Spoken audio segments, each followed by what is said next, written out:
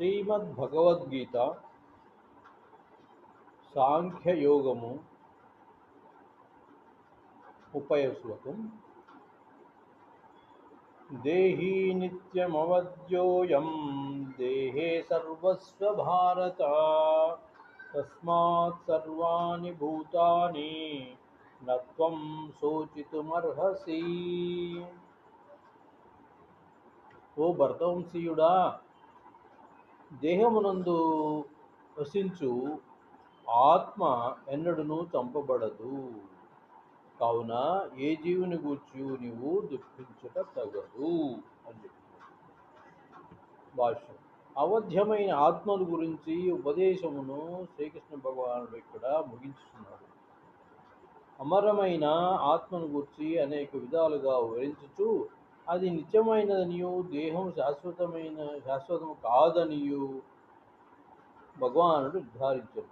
కావున పితామహుడైన భీష్ముడు మరియు గురువైన ద్రోణుడు యుద్ధమును మరణింతురనటి భీతితో క్షత్రియుడైన అర్జునుడు యుద్ధమును త్యజింపరాదు.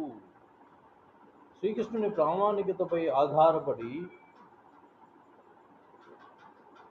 క్షత్రియుడైన అర్జునుడు యుద్ధమునకు త్యజింపరాదు. శ్రీకృష్ణుని ప్రామాణికతపై ఆధారపడి దేహమునకు అన్యముగా ఆత్మ కలదని ప్రతి ఒక్కరూ విశ్వసించవలెను.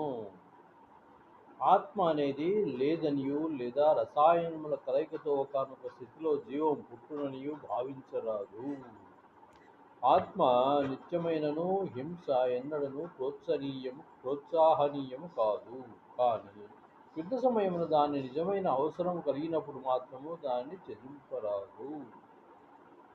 రెండు మార్గాలు చెప్తున్నాడు ఇక్కడ.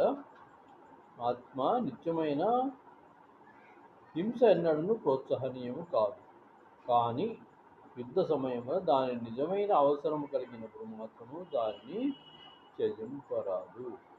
అట్టి అవసరం భగవానుని ఆదేశం పైననే సమర్థింపవలను, కానీ తోచిన రీతిగా కాదు, మన ఇష్టం వచ్చినట్టు విధంగా చేయకూడదు అని చెప్తున్నాం. అటు యుద్ధం చేయాలన్నా వద్దా అనేది భగవంతుని యొక్క ఆదేశం పైననే సమర్థించాలి అని చెప్తున్నాం. దేహీ నిత్యమవధ్యోయం దేహే సర్వస్వ భారత తస్మాత్ సర్వాణి భూతాని నత్వం శోచితుమర్హసి.